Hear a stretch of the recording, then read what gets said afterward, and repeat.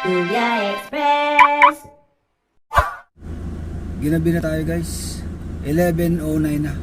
Tiyempo naman na may dala pa tayong food katatapos na natin kumain.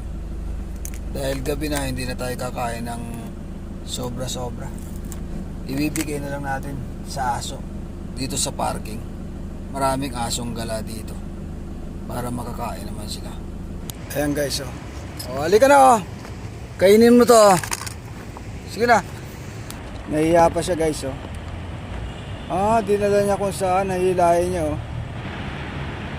Doon sa tira kong ulam at sa konting kanin, tinaktak yung sauce.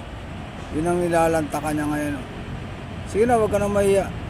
Kaya yung may mga tira-tirang pagkain dyan guys, kaysa sa ilagay yun sa basurahan, ibigay natin sa mga pusa o asong gala Medyo ilang siya sa tao guys.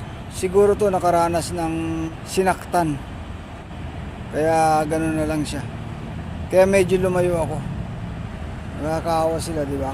Umaasa lang sila sa mga bigay-bigay Tapos na siya guys. Sinasaid-said na lang niya yung mga nalaglag siguro. Tapos na siya guys. Lumapit na siya sa akin Okay. Thank you. Nagpapasalamat siya guys Nagpapasalamat siya. So, pasyal-pasyal ka dito para pag may tira akong pagkain, mabibigyan kita. Sige na, good night. At ako'y matutulog na rin Bye-bye.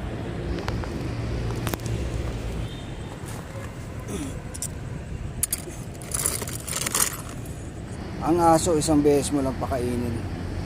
Hindi ganyan makakalimutan. Pero ang tao, kahit pakainin mo sa palad mo, kapag talagang diablo yan, sasakmalin ka niyan.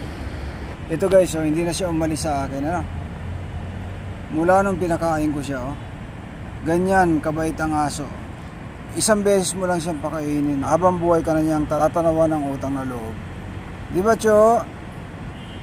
Kita mo kanina napaka-ilab niyan. Alam niya kampante siya na hindi siya sasaktan.